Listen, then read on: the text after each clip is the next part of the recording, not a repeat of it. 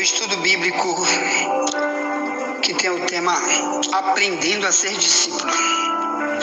Bem, irmão, hoje nós estamos vendo aí Mateus 9:38. E esse tema é um tema super necessário para dentro das igrejas, porque multidões não vão ouvir sobre isso. E pregadores também, meus irmãos, não vão falar sobre isso. Mas deixa eu tratar esse assunto contigo, por favor, porque você não sabe a responsabilidade que está implícita nessa mensagem que estamos tratando aqui. Por quê? Deixa eu te explicar. Note que essa expressão aqui, rogai ao Senhor da Seara, ele não está falando para aquela multidão, ele está falando para os discípulos. Ou melhor, tinha uma multidão andando com ele, como você vê aí, Mateus 9:35. E ele não falou isso para aquela multidão. Ele podia dizer, olha, vocês não têm líderes para pregar a verdade para vocês, para libertar vocês do futuro, que ele pregou lá em Mateus 23:33, ele chamava Israel e dizia, raças de cobra, serpente, quem ensinou vocês a fugir do inferno? Quer dizer, não tinha ninguém para ensinar eles a sair do fogo que está preparado, de Mateus 25:30, do Apocalipse 20:10-15, do Apocalipse 21:8, lago de fogo, sofrimento eterno depois da morte. Então ninguém se compadecia daquele povo, mas Jesus não estava pedindo para o povo orar, pedindo líderes. Ele estava falando para os discípulos. Ora, se hoje multidão de pessoas que dizem sou discípulo, eles nunca oram sobre isso, não dizendo, manda outro Jesus, levanta 10 por aí, levanta 50 por aí, não. Nós estamos falando de discípulo que diz, Senhor, eu já ouvi, já sei, agora eu tenho que pregar, agora eu tenho que ir, eu tenho que fazer alguma coisa, me capacita, e mesmo com um pouquinho que eu já sei, me leva para falar, mesmo com um pouco, com o necessário que eu já sei, me leva. Por que, meu irmão? Porque o discípulo, você já estudou aqui que a palavra discípulo significa aquele que está lá para ser um aluno de alguém que o ensina. Mas não é só isso. Ele também vai copiar o estilo de vida daquele que está ensinando ele. Aquele que está sendo o exemplo, a sua vida está sendo o exemplo para ele ensinar. Então, aqui Jesus diz, a Bíblia, que Jesus teve grande compaixão daquela multidão. E isso foi que gerou a frase, ore ao Senhor da Seara.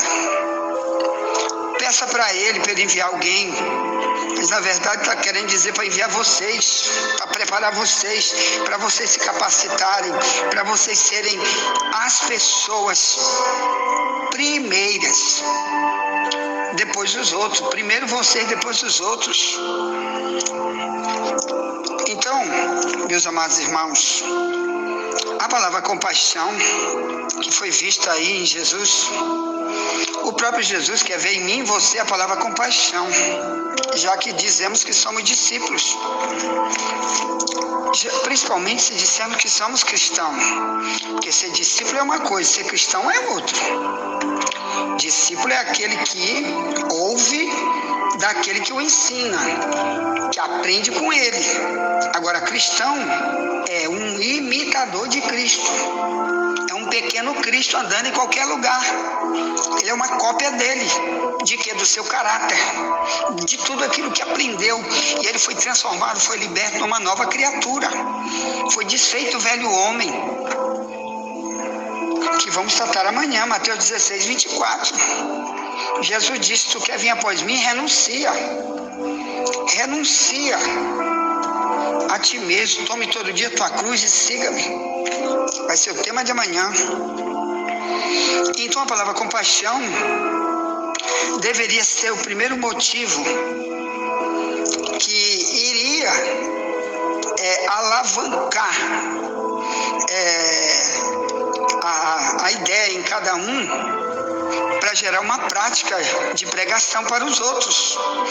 A palavra compaixão, quer dizer, eles viam em Jesus uma compaixão que eles nunca tiveram, que os líderes, os escribas e fariseus, que eram os pastores da época, nunca tiveram compaixão.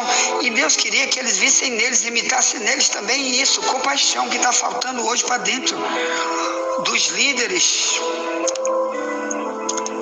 que ainda não são cristãos, mas estão lá nos púlpitos pregando. São discípulos porque fizeram multidão de curso de teologia, mas como ainda não aprenderam a ter compaixão das almas, para poder pregar a verdade, viver a verdade, para salvar vidas através da verdade, não podem dizer que são cristãos. Bem, então olha só, compaixão. Falta para mim e para você compaixão. Depois a gente vê lá na igreja primitiva, que a gente vê no Antigo Testamento, em algumas mensagens, através de práticas, que Deus já exigia a palavra compaixão daqueles que de verdade eram servos de Deus. Então, o que é compaixão? Que Jesus teve, que eu e tu temos que ter para poder nos mover, para poder tirar as pessoas que estão indo para o fogo. Eles estão com o pé na boca do vulcão, ninguém disse isso para eles, ninguém falou, alguém tem que avisar. E quem é? Vou chamar o Billy Graham, que está pregando lá não sei aonde, até já faleceu. Eu vou chamar o apóstolo Paulo, do ano 2000, para ele vir aqui hoje, para ele pregar no meu lugar. Não, irmão, hoje sou eu e tu. Eu e tu aqui temos que ter compaixão, já que nós dissemos que somos discípulos. Amém? Então a palavra compaixão, irmão, é uma dor que Jesus sentiu ao ver o estado daquelas pessoas. Olha, eles eram, diz Mateus 9,36, eles eram ovelhas que não têm pastor. Em 9,36 de Mateus, eles andavam desgarrados. E Mateus 9,36, eles andavam errantes. E era uma multidão. E era o povo de Deus. Era a gente que Deus colocou os discípulos ali para salvar aquele povo. E agora no bairro onde você mora, eu e você, e agora na cidade onde moramos, eu e você, já que dizemos que somos discípulos, essa mensagem é para mim e para você. Compaixão. Melhor ter uma paixão, um amor excessivo, porque nós estamos vendo para onde eles estão indo e já sabendo que eles estão agora como estávamos no passado. Por que você veio para ser discípulo? Para aprender a verdade, para saber a verdade sobre tua realidade espiritual. Por que tu vieste onde está um pregador verdadeiro para pregar a verdade? Porque você sabe que um dia você estava assim também. Um dia, não sei tu, mas eu era um cachaceiro, um prostituto, um briguento, que me vingava, e o pior, não queria nada com a verdade bíblica. Quando minha mãe dizia, olha, vamos embora para a igreja, mamãe, ela quer saber de igreja, irmão, ela quer saber negócio de igreja, hoje é festa de carnaval, eu vou para o carnaval, eu gosto da cerveja gelada, mulher alheia, eu sou ando armado com uma metralhadora 24 horas, mamãe, para que negócio de polícia, né? Eu sou policial, minha mãe, que negócio de igreja, é daquela igreja, minha mãe, e eu gosto da cerveja, e eu gosto também de prender os outros, de dar bogue no bandido, dar tiro, como que eu vou negócio de igreja? Mas eu não sabia que eu era também uma ovelha sem pastor, porque eu era um desgarrado, porque eu andava errante. Mas no dia que eu soube, irmão, tudo que eu quero é falar isso para os outros e me conservar como discípulo, para aprender a ser um cristão, para me condoer também pelos outros.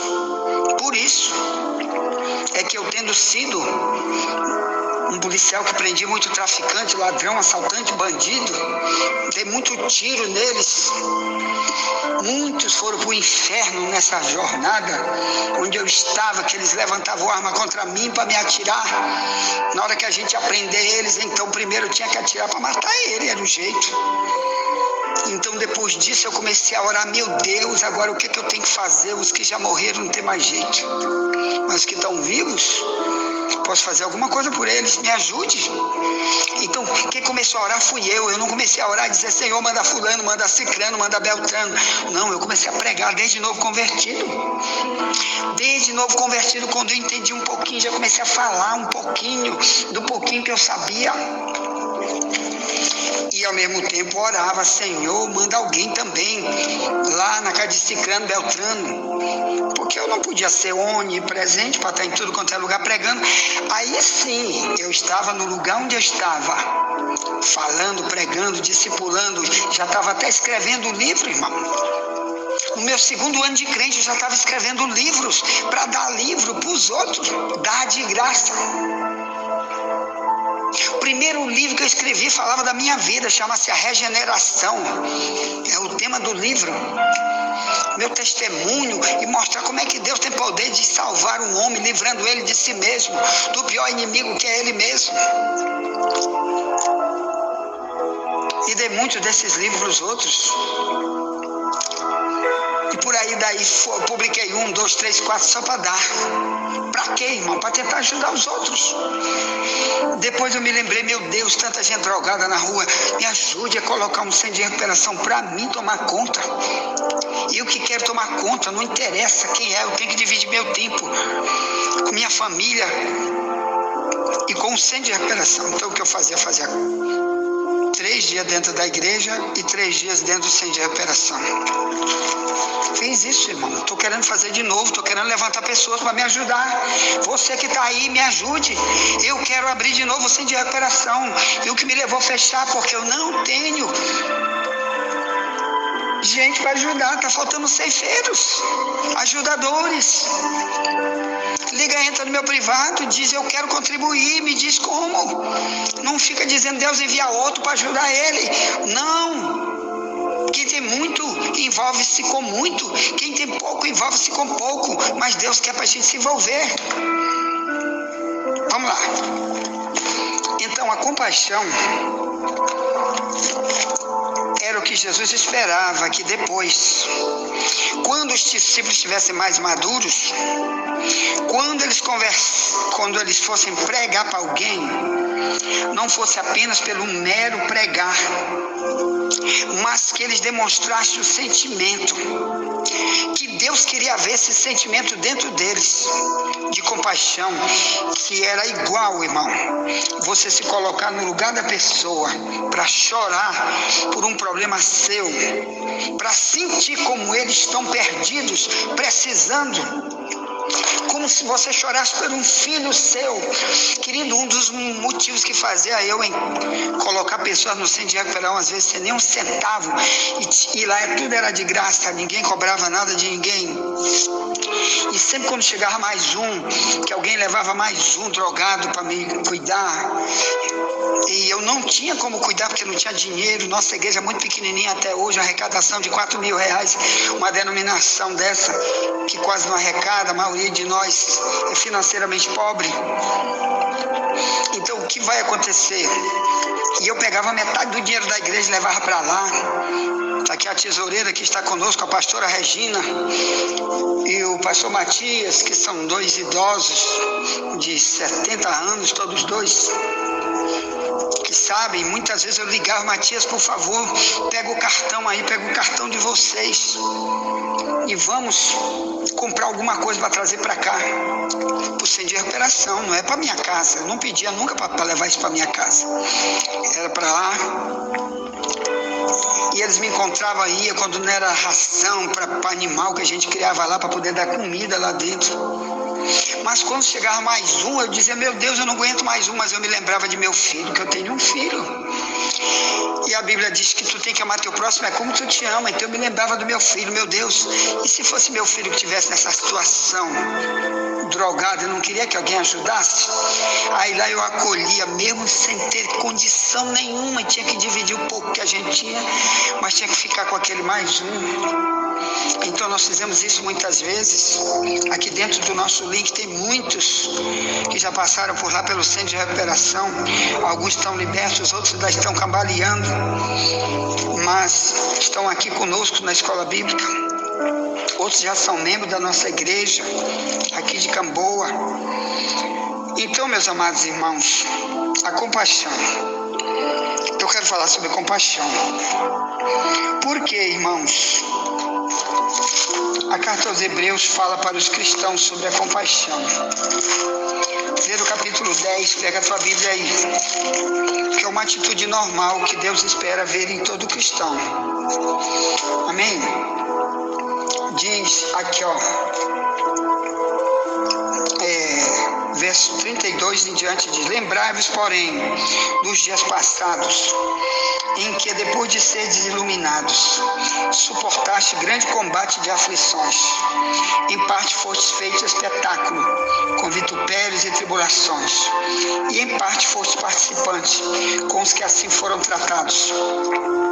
Porque também vos compadeceste dos que estavam nas prisões.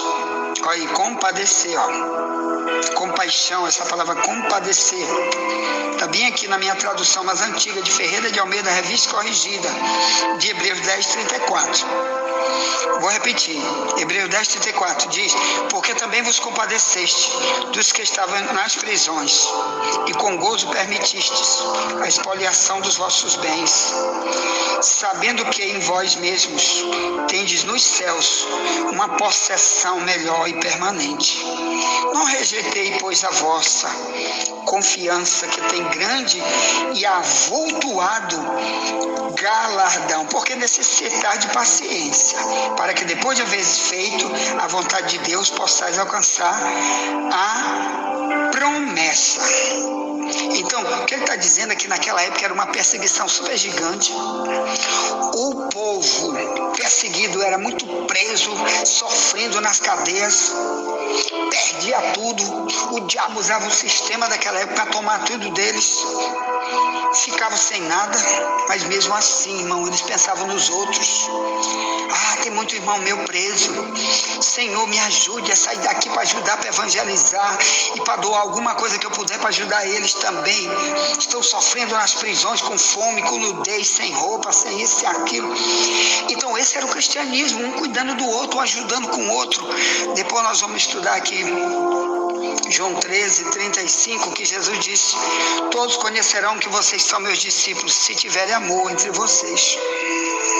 Então essa compadecer-se aqui, que acontecia em Hebreus, nesse texto 10:34, levava as pessoas a, mesmo que eles perderam tudo, eles eram expoliados. Os cristãos daquela época todos, para quem ele está escrevendo essa carta, eles eram expoliados. Que é espólio? Perdeu tudo, não tinha mais nada. O diabo levou através do sistema de Roma. Eles tomavam tudo dos cristãos, matavam e ficavam com tudo. Como está se preparando aí um grande levante contra o mundo inteiro, através do comunismo, que já acontece hoje, na Coreia do Norte, na China. Eles tomam tudo de inimigo deles, principalmente de cristão, em Cuba. E agora está querendo botar no Brasil, tomando terra, tomando tudo de quem é dono. O sistema comunista quer entrar no Brasil através de satanistas que estão no poder do Brasil. Homens pautados com Satanás, que publicamente no dia da sua posse colocaram dentro de Brasília, no dia da posse, multidão de macumbeiro, dizendo: nós estamos declarando que a partir de agora o governo pertence a Exu. Exu pertence ao diabo, Zé Pilintra, está repreendido, Satanás. Aqui tem gente que ora para desfazer as obras do diabo. Então, irmão, que você tenha muito amor pelos outros, sabendo que o Brasil está na mão do diabo, mais do que nunca, como diz 1 João 5,19, que diz que o mundo todo está na mão do diabo. Que você tenha compaixão de que está na mão de Satanás e fale para eles e avise eles do destino eterno. Não seja aquele que fica orando dizendo: mande outro, Jesus, mande outro. Sim, a gente pede também. Lá em Brasília, Jesus pede manda alguém lá de Brasília, porque eu não posso ir em Brasília. Mas aqui onde eu estou, Senhor, que tem que fazer sou eu que tenho que avisar quem passa na rua, eu tenho que fazer culto de rua, como ontem eu passei, que eu fui para um discipulado no centro de São Luís, uma igreja que nós abrimos em São Luís do Centro, e passei um irmão que eu conheço demais, o irmão Galvão, pregando com uma caixa de som sozinho no meio da praça, gente passando para lá e para cá, ele sozinho, sem ninguém com ele falando, pregando sobre a volta de Jesus. Te prepara, Jesus está voltando. Ele lia os versículos, explicava. Irmão, aquele trabalho não é só dele, é de todos. Esse trabalho é meu, ele é teu. Você que é empresário, eu não posso ir. Bom, você pode pagar alguém que está indo, você pode ajudar quem está indo, e você também tem que fazer alguma coisa por alguém. Dentro da tua empresa tem que reunir as pessoas, e você que já sabe, a verdade diz que é discípulo, você reúne e fale, ou então Deus vai te cobrar. Ou então você está dizendo: não tenho compaixão de ninguém, não tenho compaixão nem de mim mesmo, porque senão, Mateus 25:30, o servo inútil vai para as trevas exteriores. Você não está tendo nem de você, que você é um inútil, nem compaixão de ti. Tu é um inútil, porque tu não faz nada pelos outros, tu não tem amor pelos outros. Compaixão é ter um amor profundo do jeito que tu te ama, e Deus quer ver. Por isso você se mover para fazer alguma coisa por alguém, e não pensar só em ti: já estou salvo, pronto, é só eu, comendo eu e meu cavalo, não importa que a mulher morra. Não faça isso, seu preço será alto. Mateus 25:30 te espera, servo inútil. Ponto. Tá, envia essa mensagem para alguém, já voltaremos, nunca te esquece, somente a verdade nos libertará.